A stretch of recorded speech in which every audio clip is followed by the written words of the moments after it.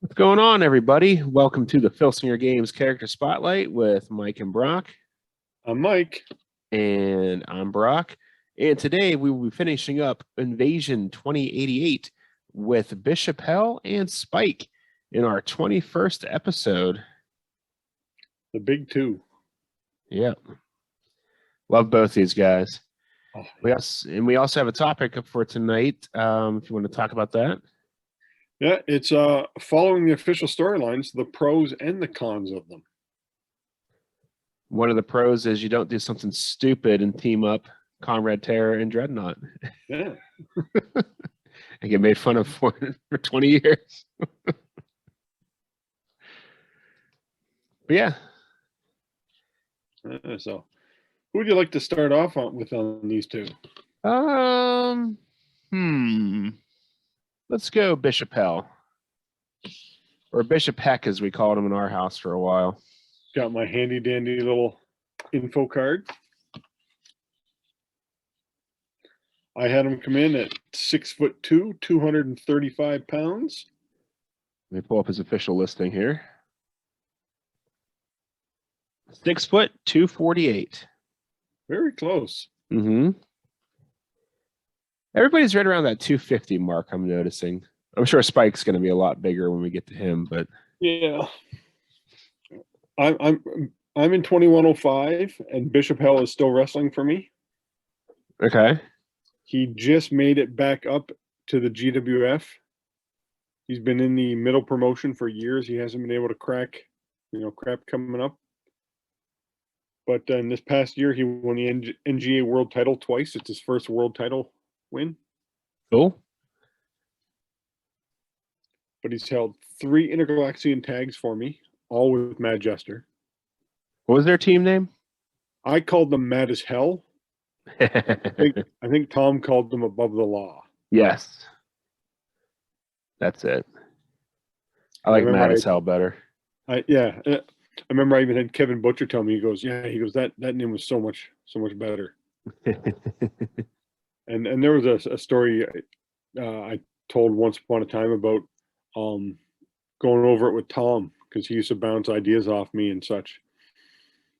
And he was telling me about a team. It was funny because he wouldn't tell me who the team was, but he said, I got a team Above the Law, and they're going to feud, Galactic Punisher and Justice.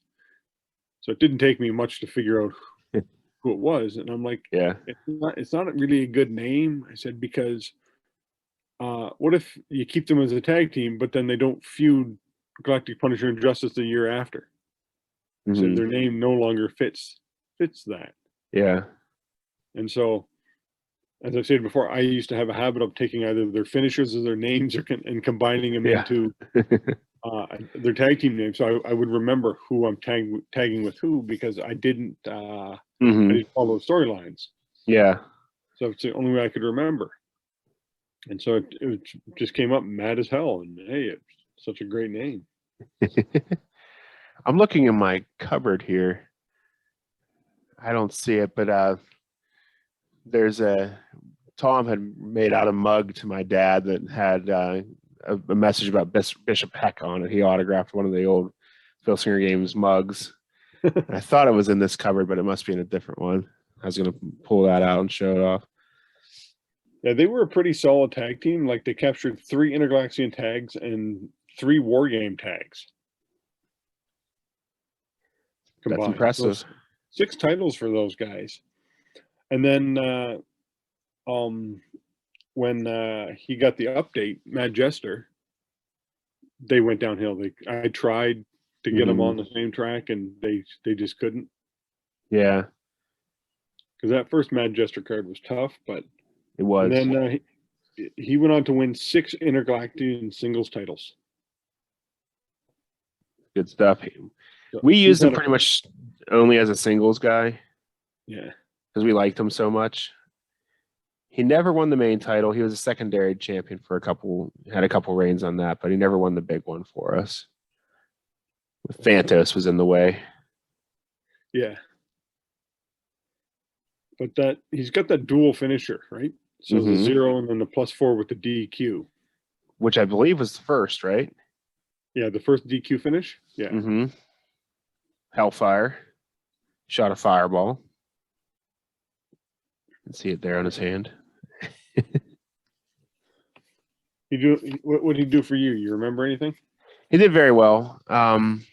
Like I said, he didn't really win the big title, but he was, always in the secondary title picture. Did very well. We very rarely used him as a tag wrestler, mainly used him as a singles guy. The whole like bishop gimmick was popular in our household, obviously. Yeah, just loved him. Always took to him right away. One of my favorite characters. And always used him. He was always doing something cool. I'm just looking up his record. He's got 90 wins and 67 losses. Pretty good. But that doesn't. I don't count DQ losses in their total. But he's got 16 DQ losses. Well, that's to be expected. That is the second most, right behind Splatter. Mm-hmm. Yeah, but he was a real fun character to play. Tough card. The DQ killed him a lot. Like it hurt him a lot. I didn't mind that with him. No, because it fit. Like he's just a bad dude, so he's not going to care if he loses a match by DQ as long as he hurt the guy, right? It was funny because when I first started playing with Rob teamed him and Invincible Kraken up. Or Kraken. Yeah, he called them the Pillars of Pain, I think, something like that. Because they were, like the pillars of each of their groups. Mm-hmm. So he brought them together, and they won his tag title like 4 or 5 times. So when I started mine, I'm like, I'm going to do the same kind of thing. Mm-hmm. And I couldn't get them to click. It's just so weird. One promotion, they kicked ass. Exact same wrestlers, cards. Mm-hmm. You weren't doing it right. It is funny though how that works out. Like just the dice and how they treat these guys is different for everybody. It's funny. Yeah, he's had for storylines. I haven't really run any major storylines around him. He kind of got lost in the shuffle for a few years. Like it's kind of it's tough with him being on the same side as Santos and stuff, and because he's always going to be number one. And even when the expansion started to happen, when upgrades happened, he didn't get upgraded, so he didn't get tougher.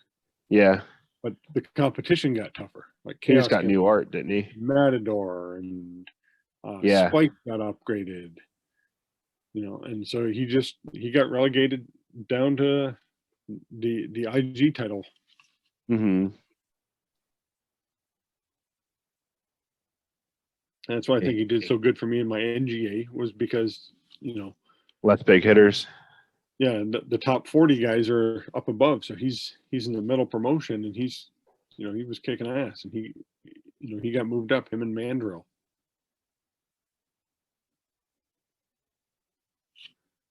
And so and I think I even have him, if I can quickly find it, he's leading a group. He's got his own, of course I call it the Hellfire Club.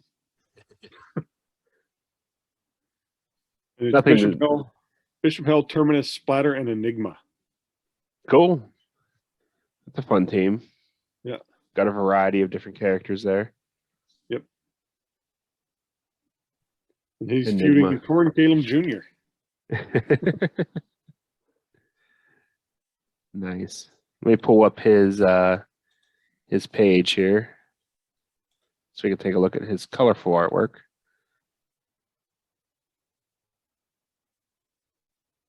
There he is. I like that with the inside of the church. Yeah. It's interesting. I don't know about the skull hand though. Yeah. It's a little overdoing it. Mm-hmm. Yeah, these were never printed. This is just for online. Yeah. And this was a special edition card. Yeah. I love that art. Larry Snelly art. Yeah, that's some good art. And then there was this by Brian Bendis. I don't even remember that. Oh, CPC. Okay. I think that's when he officially became a manager. Yeah, I'm not there, so I Yeah. don't know if I'll even buy any of the CPC stuff or Yeah. even if it's available. I don't think it is. I think it's slim pickings when it comes to the black and white cards, unfortunately. Yeah. Which means I need to pick up the pace on colorizing the rest of these. So did the Gita? Oh, that get completely off topic. But so for the bishop, how would you upgrade him? Huh. Well, he needs to get an out of the ring on there somewhere. You think so? He doesn't have one at all. Just Well, so he according can, to the new rules, you have to have one now, don't you? yeah. So I would move everything up on his card. I'd dump the dropkick 2 choice F on number 1 on level 3 and add an out of the ring on number 2. Because otherwise, he looks pretty good. He's got killer defense. Yeah. That 1 down with a leave. That's it. And his ropes is an A, his rings an A. And then he has B for the other 2. Yeah, and B for the other 2. So that's solid. His cage rating's high. And he's what's he at? -2 agility, 0 power, something like that. Yeah, and then a 5 cage rating. The cage rating's kind of high for a guy who gets disqualified a lot. So like if you put him in specialty matches to try and balance that out, he's going to get beat up.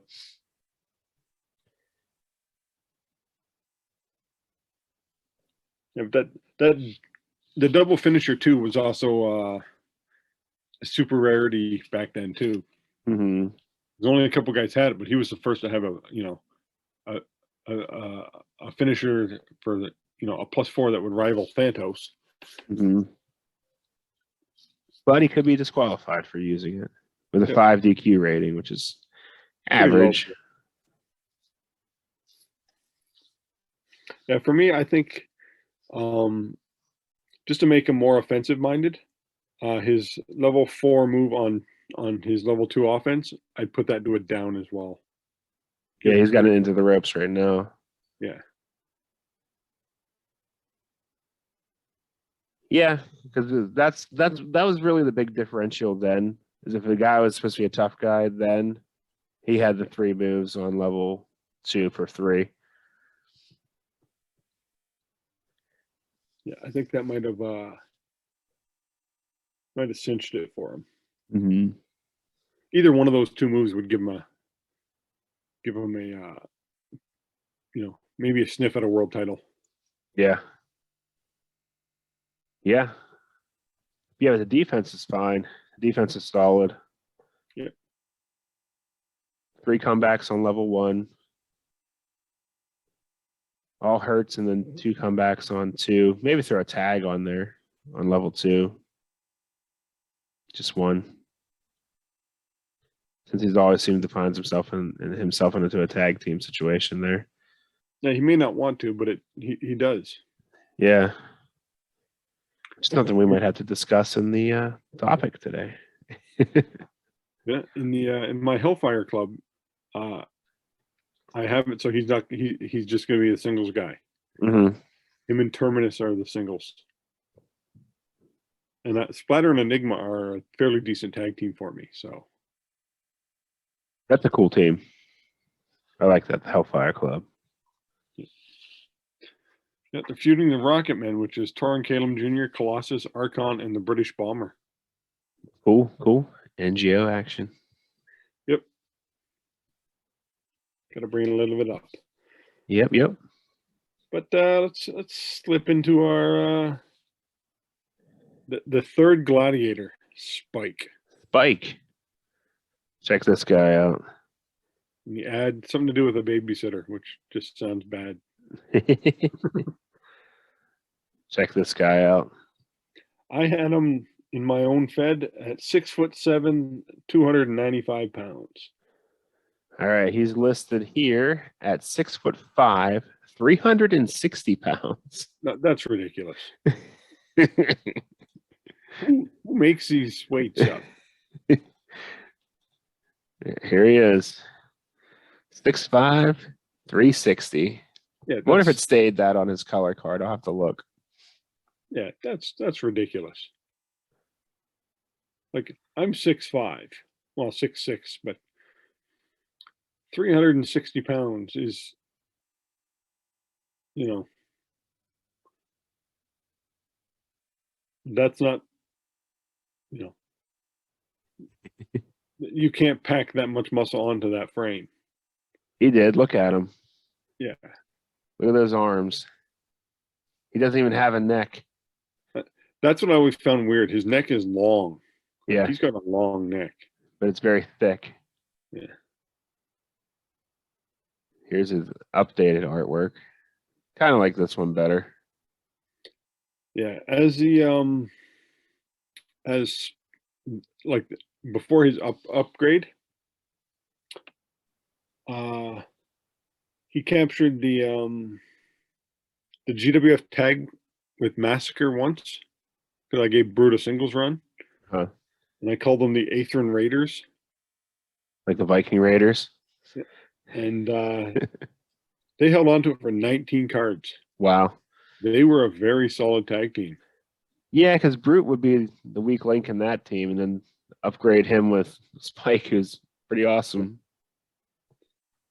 And they just killed it. And they also won the War Games tag. And then he didn't do anything else as that Spike. He was only this Spike for a couple of years. Yeah, he didn't capture any like singles gold. Mm-hmm. After he got his upgrade, well, then he became a monster. Yeah. We'll talk about that after. Yeah, because that's coming up not too far from now. It was what, 2091, so 3 years later in the game. Yeah. He got the big upgrade. His first 2 years, I had him feud Battering Ram because he was teaming up with Massacre. Mm-hmm. And he got the crap kicked out of him. Battering Ram just destroyed him. Really? Yep. That surprises me. And then he beat Iron Main, beat Matador, lost to Wolf, beat Wolf.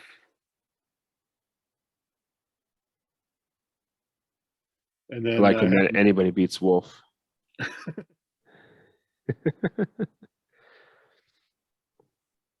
And then, you know, they had their whole Gladiator versus Gladiator feud, and so he beat Mayhem and he beat Vengeance. Cool. That's Mega Destroyer Spike, not just Super Destroyer. Yeah, Mega Destroyer Spike.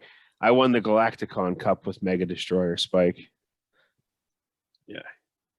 He's a very, very, but this one, +3 finisher was huge back then too. Mm-hmm.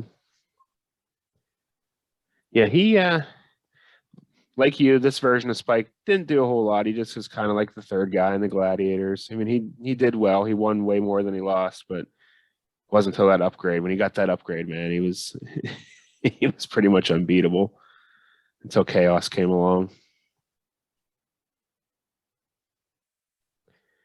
But yeah, he's one of my favorites. Because I remember we came along, Rob and myself, we pushed him quite a bit. Mm-hmm. We both just liked him. But he's one of these guys, he could get to the title match and then never win it. Mm-hmm. And then I can see that. And then when I broke him in on my own, I was hoping I'd have different luck with him. And I was going to try a different pattern with him. So I was bringing him in as a tag guy with Massacre. Mm-hmm. And they were super dominant. One of the more dominant tag teams I've ever had. Like, you know, one title, GWF had 19 defenses. That's it. That's the impressive. Excuse me. I think that's the second longest title reign I've ever had. Mm-hmm. First one being, you know, 33 defenses with Brutal Massacre. Which is insane. And yeah, they just held on to it forever. And then when I gave him a singles run, he just couldn't put a streak together. Mm-hmm. And I think it's his card wasn't the greatest was good. Yeah. He was for me, he was a 3-point guy. If I'm trying to remember him because it's been years since I've even seen that guy. He had 2 out of the rings, Mm-hmm. +3 finisher. Yes. He had 2 downs on level. I can't remember if he could keep you down, or he had a choice on level 1. He had a choice on level 1. It's choice H though. Yeah, it was a death jump. Mm-hmm. And he had a pin and 2 downs on level 3. Mm-hmm. 3 pin. Yep. And he was like a +1 -3 or something like that. That's correct. And his ratings, I think he was like a rope, A turnbuckle, B and C or something like that. Very close. He's B ropes, A ring. Yeah. Then an A turnbuckle and C death jump. The C death jump is a killer. Yeah, that's what probably killed him. Yeah, whenever I see that, I'm like, I'm doing that every time. Yep. And then I usually roll snake eyes. That's when I covered the we covered that before, using math. Mm-hmm. What are my odds? Yeah, if it's a C body, you're getting dropped on. Yep. You're probably gonna get pinned. Or at least a pin attempt. But for him, his storylines that when he started off weren't that good. Like I said, he started off, and it's weird when I tell people I started him off as a tag guy. People are like, "What do you mean?" He was their big single star, and I'm like, "No," I said, he had to work his way up the gladiator ladder. Mm-hmm. Makes Brute sense. had seniority. Brute wanted a singles match, a singles ring, because Massacre had singles in the first set. Mm-hmm. So Massacre held the heavyweight title. So Brute's like, I want a shot. I Yeah. bring in Spike, and Massacre's like, okay, Spike, here's your chance. You go for some singles gold. And sorry, not Spike, Brute, you go for some singles gold. And Brute, he did capture it. It was my Galaxian, which is my lower tier level, because Brute was only a 2-point guy, but he got his singles run. And then after 2 years of tag teaming with Massacre, they went back to normal, and Spike came and made a run at the TV title and the Intergalaxian title, but just couldn't grasp them. Mm-hmm. Yeah, whenever he gets that update, he becomes pretty amazing. But on this card, if I were to upgrade him, I think I would have to take that death jump from a C to a B at least, because I think that's what caused a lot of his losses. Yeah, I would think so. Everybody pretty much had a death jump of some form or another. Mm-hmm. Yeah, and if you have that C rating, you gotta go for it there. And I think even back then it was like 9 or higher was a pin Mm-hmm. on the early charts. Yeah, that's the obvious glaring one. But to be different, I will drop his pin rating down to a 5.2. Give him maybe one more kick out.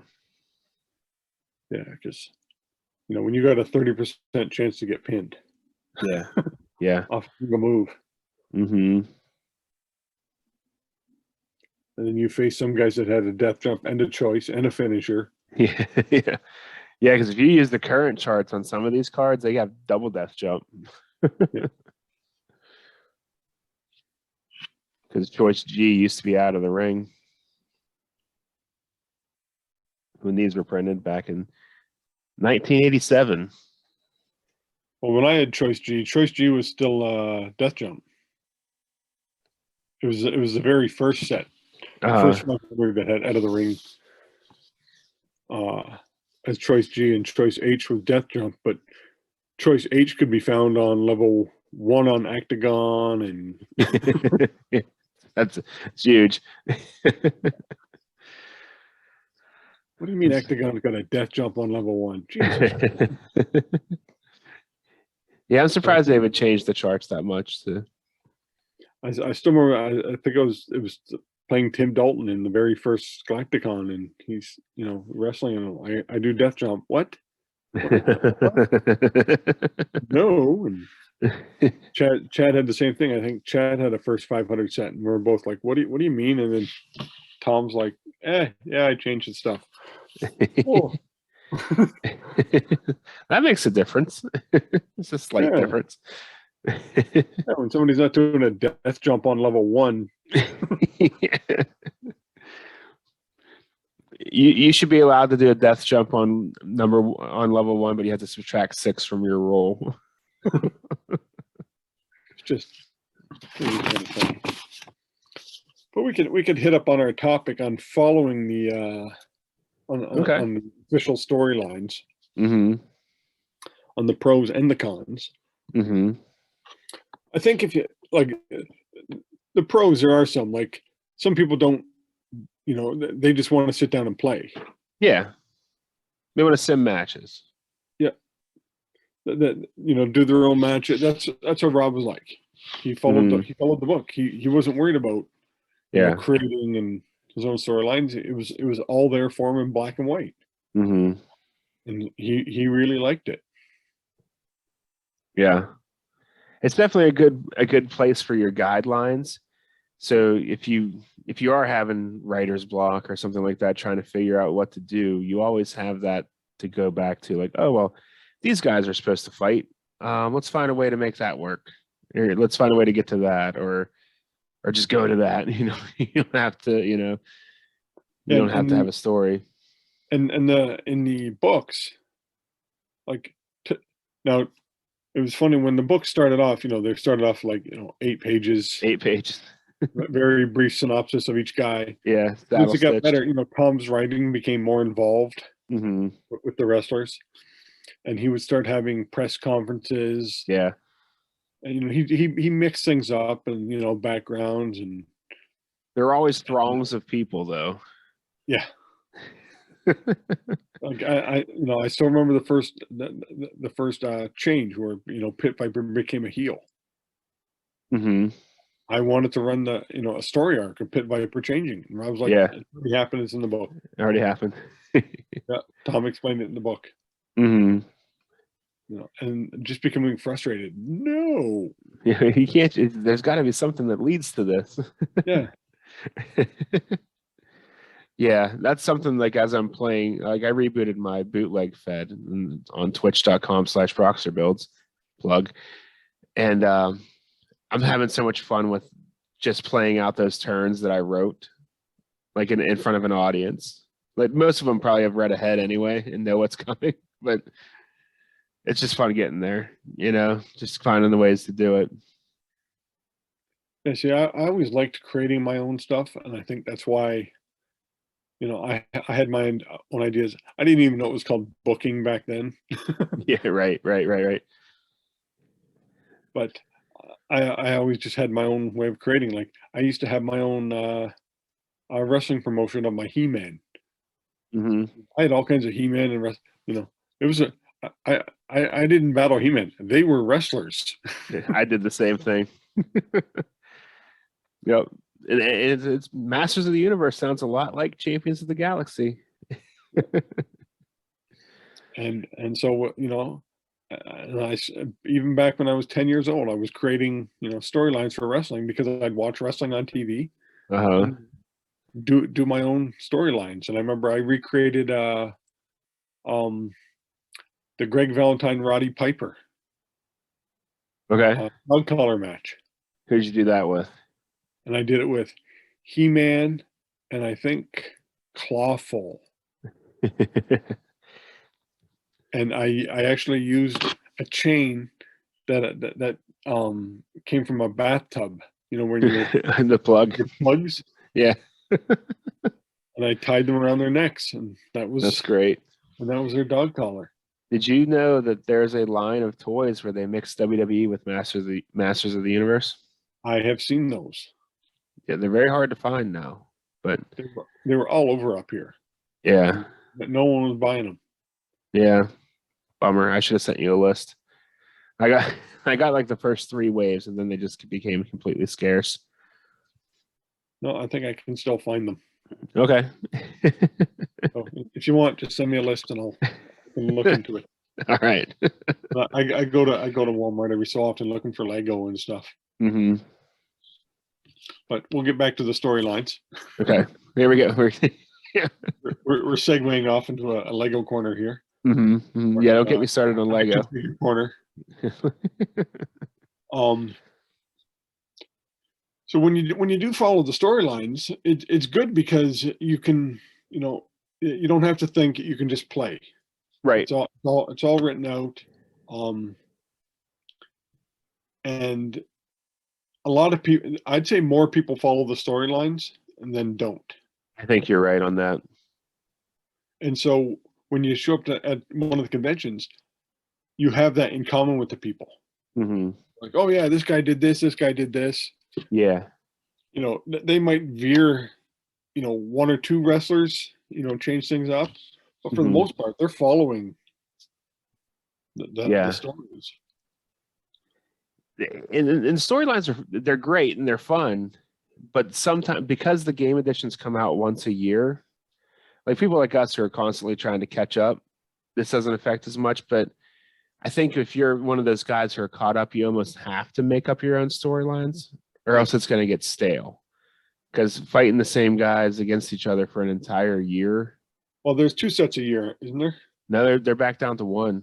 Back into 1? Yeah, they have other brands, like other Champions of the Galaxy. They have the Cronus and the Sentra stuff, FTR. Like they got different brands within Champions of the Galaxy, but the main line, like numbered sets, are only back. They're back down to 1 a year. Oh, okay. So I guess that's a way to, you can keep your play fresh as playing the other brands within the universe. Yeah.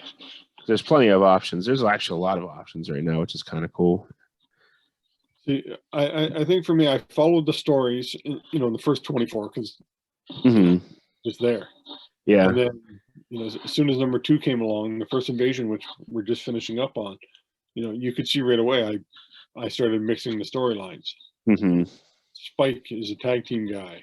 That's what I'm bringing him in as. And yeah. I think that was the only real big change I made. When we were first starting to play, it was 97. So it was like the height of Monday Night Wars, NWO, all that stuff. So our first big deviation from the storyline, other than Comrade Terror and Dreadnought, was we created a group called the Legends of Wrestling, and it was all the like Omega and Thanos teamed up, and Star Warrior was on the team, and I think Massive was the other guy, and they were just the top heel group, but they were just all the best guys, and they just dominated. And I remember telling Tom about that, and he goes, "How long have you guys been playing?" Like 3 weeks. I got more than you in 3 weeks. That's all it took, because I did 700 story. Yeah. all these same guys, but then it was just catch up after that.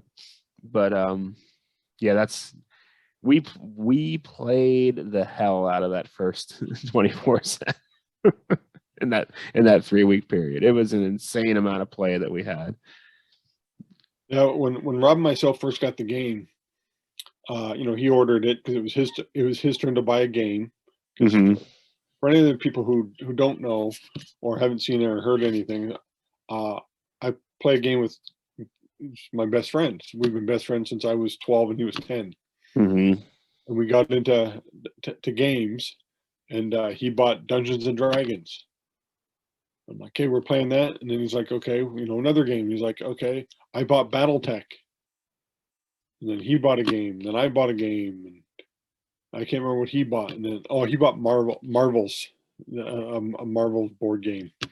And I bought Star Frontiers, which was like D&D in space. And then I'm like, okay, your turn. And, I left my magazine there. And he's like, I want to order this wrestling game.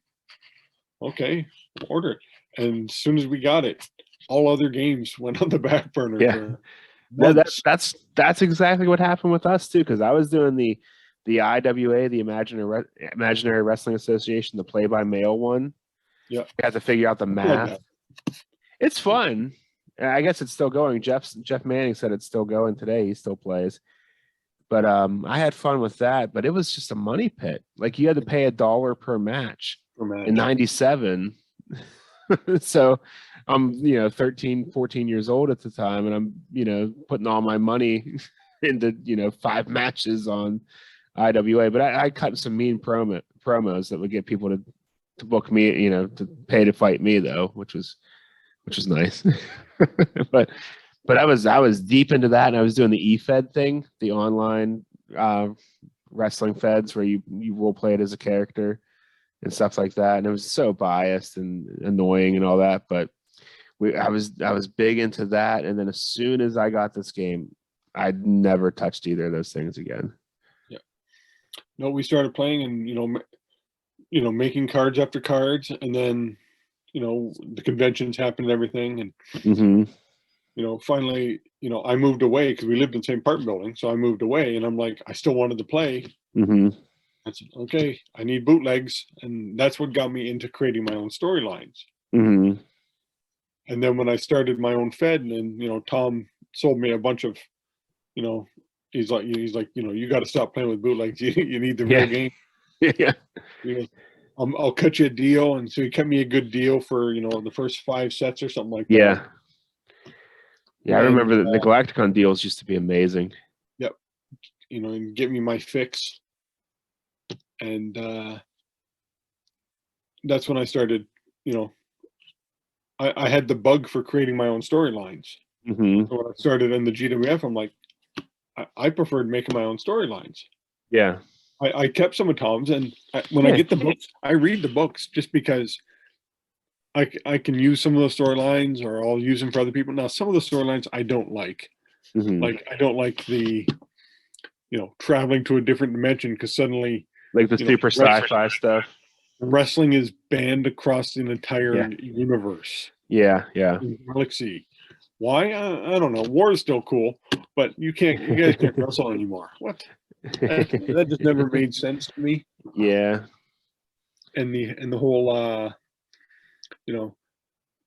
magic battles, and even in comics, I always hated magic in comics and time travel because it was like just a weak storytelling. Oh, guy's got to do something. Well, I can make a spell. Yeah. I can see that. And recently it has gotten more sci-fi driven, which I like. I like the sci-fi aspect of it because it explains to me why Wolf can still be there and be competitive 50 years later. And why is that? He's an alien. Well, yeah, but so were all the other Animens that had right. Years. But well, he went on like some kind of spiritual journey and came back better, I think, is what it was. Nope, not buying it. He's still gonna retire at some point. Hey, believe me, I agree. He needs to go. But it makes those kind of things more acceptable when it does go that more sci-fi route. You got characters like Godsend who are like basically Loki turned up a little bit with more reality warping powers and stuff like that. And it gets pretty intense with that stuff, but it does kind of make things difficult though when it gets too far out there with the sci-fi. Yeah, see, I'm okay with the science fiction. Like, when I first saw it, the game took me a little bit to get used to Comrade Terror. Yeah, me too. And once I could wrap my head around that, but thinking, okay, it is different planets and stuff. Okay, I'm starting to get a hang of that. And then more aliens were introduced. You kind of get used to the whole alien thing. And when I saw like Holocaust, the dude's got sparklers coming out of his head, and he's got a power. And that one took me for a loop. I'm like, whoa. I said, but there's literally billions of planets out there. Why not? Yeah. There's got to be some. I'm sure there's some weird stuff out there. And so that's when I really started accepting. Okay, Tom's making these these aliens up. Why not? Yeah, and he could get even more crazy with that. Like if there is life out there in these billions of planets, I doubt they're very human looking. Yeah, or even humanoid in features in any way. But you'd be surprised how many are Caucasian. Yeah, right. But I'm waiting for that. We talked to Tom about when it was the in January that online convention. and somebody brought up the idea of a GWF coloring book. Yeah, yeah. And Tom's like, how many would buy that? And we're all like, hey, I'll sit. I used to color my guys in all the time. Mm-hmm. And I was thinking of doing that, just, copying all the guys and then just color them. Because I remember telling people, like, for me, Thanos was gray. Mm-hmm. I got him gray skin. I'm like, why not? Why can't aliens have gray skin? Yeah. Chaos is white skinned. And Mm-hmm. You see his new card that just came out? Chaos? Yeah, the Chaos Sprint. Did you get that one yet? No, They came from the January convention. If you got one, you're supposed to get him and Frogman LeBlanc. yeah. But mailing between Canada and the US. Yeah, we just got ours this week. Well, whenever this episode drops, it'll be months ago. But yeah, you'll like it. He's kind of got like a gray skin look to him. I don't know if it's just the lighting effect from the Alpha Stone or the whatever it's called. It'd be the Alpha Stone. Yeah, it might just be lighting effect from that, but it looks cool. He's super shredded too. Yeah. I thought I had it within arm's reach, but I don't think I do. I think I took it upstairs because I cleaned. I saw Frogman LeBlanc and Chaos. I saw the pictures. Okay. Just a matter of waiting. Yeah, you should hopefully get him soon. Yeah. By the time this episode drops, you'll have had time to play with them. I'm a patient individual. The last things I've got in the mail for GWF related were Waldo. Yeah. Superstar Waldo. Bruce. Another superstar. Agent Orange. Yep. And then I got this massive chunk of wrestlers, all from Championship Hollywood, from Grant. Mm-hmm. And I'm pumped to. This is just going to be its own promotion. Like, yeah, it's more than enough guys to run an entire promotion for sure. And I just might actually put a lot of my legends on hold. Mm-hmm. Just to do this. There's a lot of fun characters in there. And then I got Madcliff, and I'm trying to figure out. I know it's for FTR. Yeah. That was his creator wrestler submission. They did a couple years ago. They did a creator wrestler. Oh, okay. And he created a manager. Oh, okay. I wonder. I'm like, I know it's a manager. I'm like, but I don't, because I don't do any FTR stuff. I want to. I want to get sets because I'll throw some of the guys in. Yeah, they're good filler guys too, for sure. Another set that's good for filling in holes is that headlock set for the comic book. Oh, I have that. You have that? Yeah, I was gonna say that's a good one to pick up for like mid to lower level guys that you can just plug in anywhere. Some of them are pretty freaking tough. Yeah, the 2 of the 6 are. The girl is solid. Yeah, she's pretty good, but the upper mid is. Dazzler and the fast guy, he's got to need ability. The more he gets pinned, the slower he gets. Which kind of. Oh no, I was talking about the. There's a indie comic book called Headlocked. Oh, okay. Well, let me pull it up real quick. Is that the one that's written by like all the guys got into it, like Jerry Lawler? And, yep. Oh, okay. Yeah. Yeah, they made a set for that. It was a Kickstarter exclusive for a little while, and then they started selling it on the Filsinger Games site. I think it's still available. But yeah, those guys are pretty good, placeholder guys for whatever you might need. Let me see if it's still up there. Yeah, here it is. Now they're actually selling the graphic novels too. Yeah, there's so many sets now. Oh yeah, it's crazy. Let me go ahead and show. Yeah, here it's right here. Headlock, the Last Territory. It's an 8-pack of cards. But yeah, I recommend this to anybody if you just need wrestlers to fill in holes. There's a couple tag teams in there. There's a girl or a woman wrestler. Earth-based? I'm assuming it's Earth-based. It's Earth-based. Yeah, it's Texas. Okay.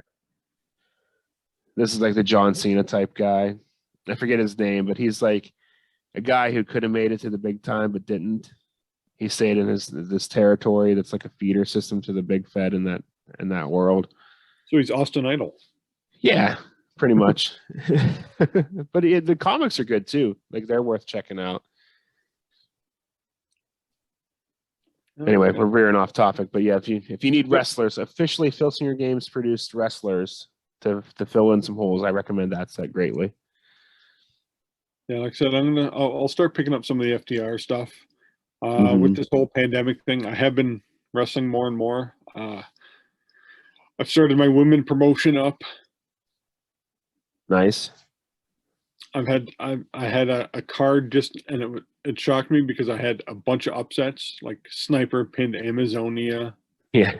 I was, and not just pinned her, like Amazonia suffered 2 losses in a row, and they're both, she's got the living crap kicked out of her. Like Miss Liberty beat Supernova, beat her for the title in like a minute and a half.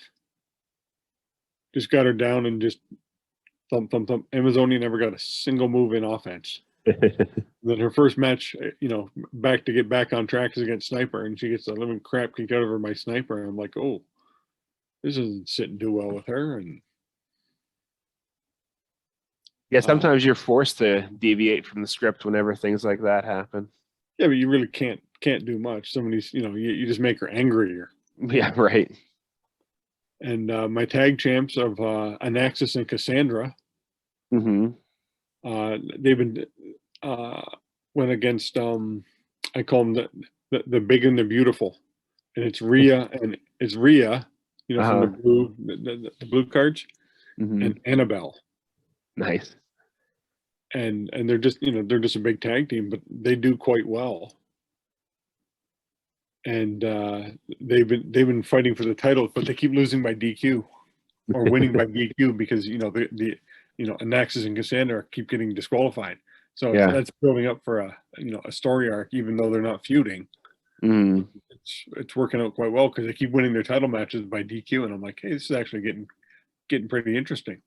I had something similar happen to that on my stream last night. I had all my main title matches are 2 out of 3 falls, and the champion got pinned in the first fall and then DQ'd in the second fall. So I had the referee just restart the match, and then he got DQ'd again. So I'm like, well, I got to end it now.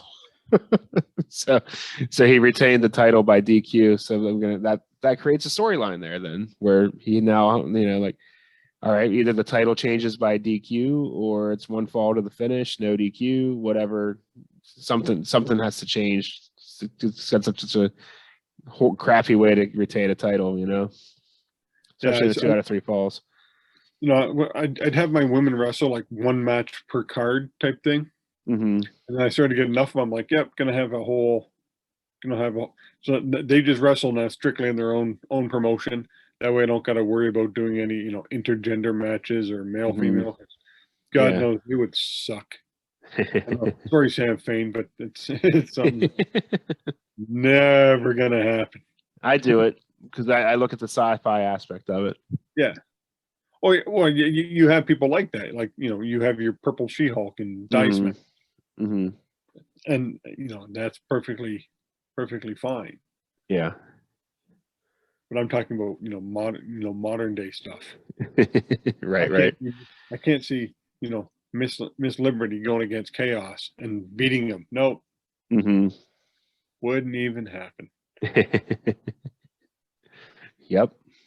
I'm going to do that next week. Just to see what would happen. Book it. Yep, book it. Everybody, if you're watching this, book that match and let us know how it turns out. You don't even have to use the women's conversion chart, which is available in the new Ringside Companion. What is it? They still do that? They just re-released it. It hadn't been printed in a long time. I thought they had gotten rid of it. But yeah, it's in the new Ringside Companion. Okay, and with that, we should probably sign off here. Well, we got one more thing I got to show everybody. Oh!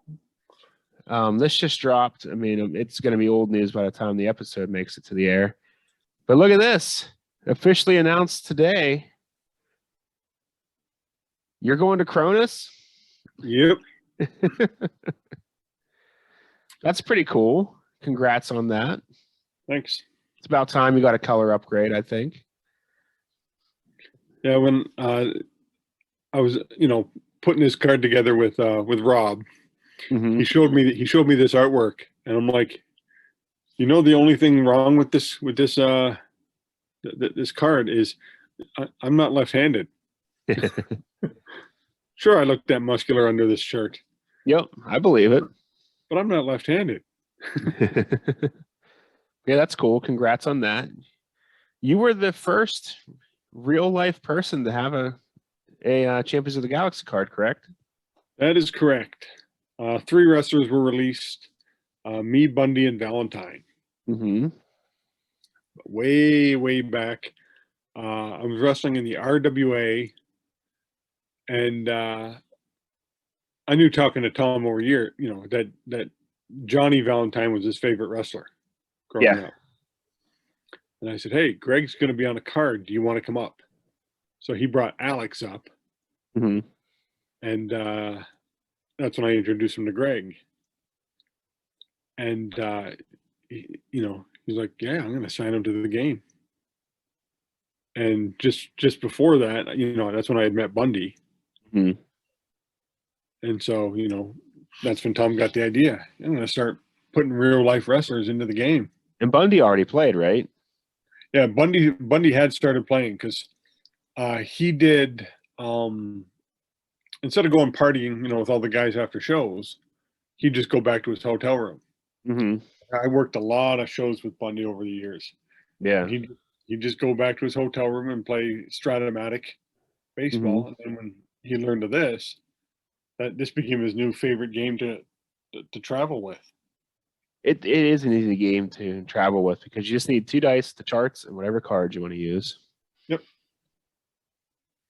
Good stuff. And that's you know, that is the rest, as they say, is history. Mm-hmm. Look how that snowballed and how quickly that snowballed. Oh, I wouldn't say quick. It took a lot of years. Yeah, it wasn't until what 2003 they started trickling in a few, like Frank Gotch and a couple others here and there. Then it became a full-blown game. And yeah, it's slowly, like, you know, over the years, because Tom would do a lot of comic book shows, and Mm-hmm. you know, wrestlers would appear on these shows, like Duggan and Iron Sheik and Nikolai Volkov, and Tom would, you know, hey, can we get you in the game and sign some of these guys? And it slowly started going. Mm-hmm. But now look at it. Yeah, they probably outnumber the real life wrestlers. Probably now outnumber the fantasy wrestlers. Yeah, by a lot. Yep. All the indie sets and everything. I would like to see them do more like what they did with you guys, you, Greg, and Bundy. Like give them, you know, Champions of the Galaxy alternatives, like the Avalanche card and stuff like that. I'd like to see more of that. Yeah, I think I really enjoyed that back when they did that initially. I'd like to see them do that. I have a signed Bundy card, probably one of the few in existence. Yeah. And I never did get never did get Greg to sign one of my cards, even though I've hung out with Greg on multiple occasions now, and just I don't think I have a signed Greg card now that I think of it.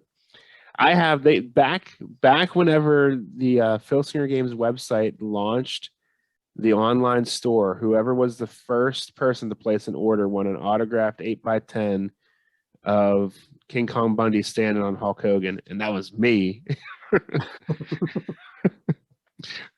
I was so excited. It just came with my package. I didn't know that I had won, and it was just in there. And Tom wrote a little note like, hey, you're the first person to place an order. I'm like, really? So I was pretty pumped for that. I still have it. It's hanging on my wall. It says go GWF and then King Kong Bundy, and it's him from WrestleMania 2 standing on Hulk Hogan.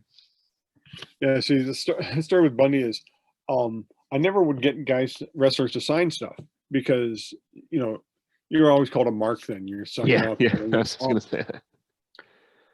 And so I posed for a picture for some independent magazine, me, Tim, and Bundy. And it was funny because, you know, I'm standing beside Bundy, and I'm about 2-3 inches taller than him. And he looked up at me, and he goes, God damn, you're a big kid. And he put his arm around me, and he goes like, there's no way I'm having some kid show me up. And he just lowered me. So I'm like pretty much the same height. So the camera's taking, you know, probably from our waist up. Yeah. My knees are bent. If you see us, I'm almost the same size as Tim Dalton. Anybody knows this? I'm a good, That's funny. 10 inches taller than him. And but yeah, I was talking to Bunny the one time, and he's like, yeah. He goes, no. He goes, who cares what those guys think? He goes, because you don't know, when's the next time you're going to see these guys and this. And Tito was on a card, and he goes, hey, Tito. He goes, you got your 8x10s on you? He's like, yeah. He goes, give me one. He goes, sign it to the greatest man I never beat. I'm like that. And so Tito laughed, and he signed him a card. And Bundy took it, and nobody said anything. Yeah. So that's when I'm like, I missed out on 10 years of this stuff. Yeah. Yeah. I mean, you hear those stories though, where people would get, ridiculed for doing that, just for trying to, Oh, I saw guys, asking Valentine on the same card when I introduced him to Tom for an autograph, and the guys were riding all over him. Now I think it's completely accepted, because you go on an indie wrestler's Instagram page and send posing for selfies with guys and stuff. It's like it's all over the place now. It's just it's I'm glad. completely changed. Wrestling has done a whole 180 degrees. I try, when I did my, I do my Uncle Hitman stories every. And I've talked about this. Wrestling has changed. When I broke in, guys still had to know how to shoot. Yeah. Because every so often you get guys that don't like each other in the ring, and they're, it's on like Donkey Kong. And, more than a few occasions, I was taking guys down, or, it became actual fights in the ring. Like, and you always have the idiot fan you have to worry about. Yeah. And now none of these guys could fight their way out of a wet paper bag. Like I had probably about a year ago, I had a couple guys ask me if I could train them on how to do some stuff, because they were going against, a couple older guys who just took advantage of them, just beat the hell out of them in the ring. And I'm like, I don't know, because I don't want to train somebody and have them be, just be a dick. Yeah.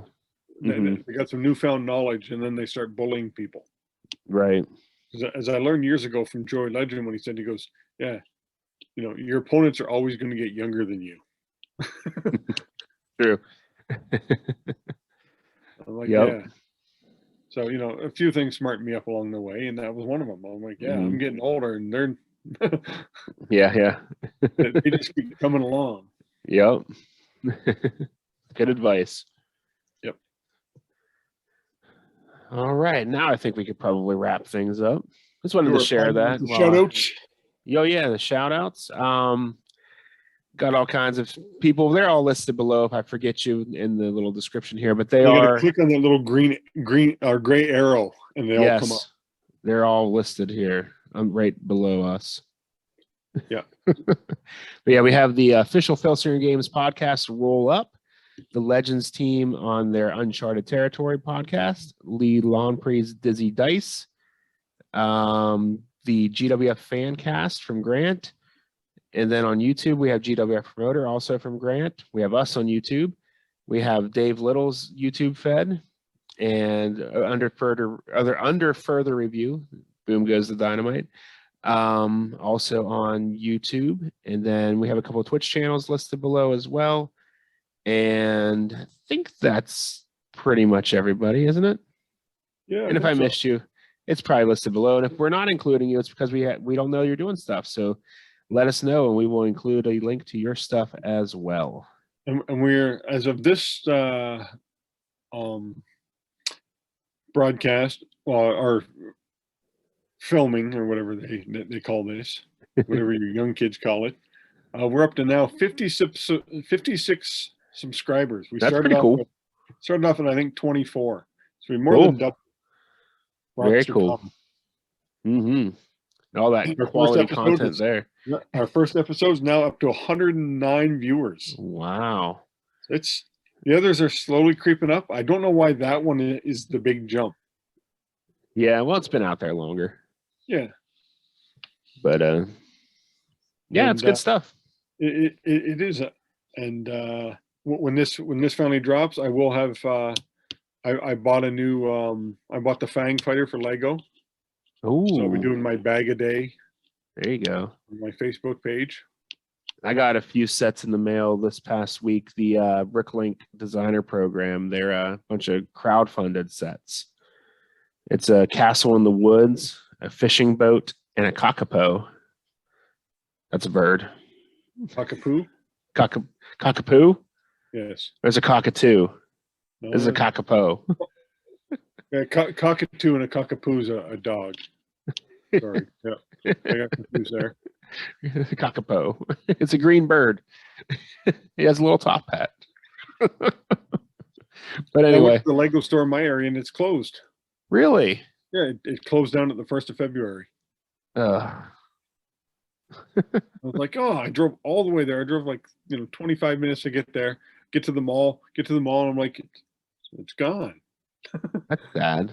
I love the Lego store. So much fun, especially now they have little kids. They have a lot of stuff there for them. So now the nearest Lego store is in Toronto, like 100 kilometers away. We have one here in Pittsburgh. It's pretty nice. So disappointed in that. I'm sorry. Yeah. Well, on that somber note, we'll go ahead and end this broadcast. Thanks, everybody. Go ahead and click the like, share, subscribe, all that fun stuff, and leave a comment. And we'll see you next time. Have fun. And good night.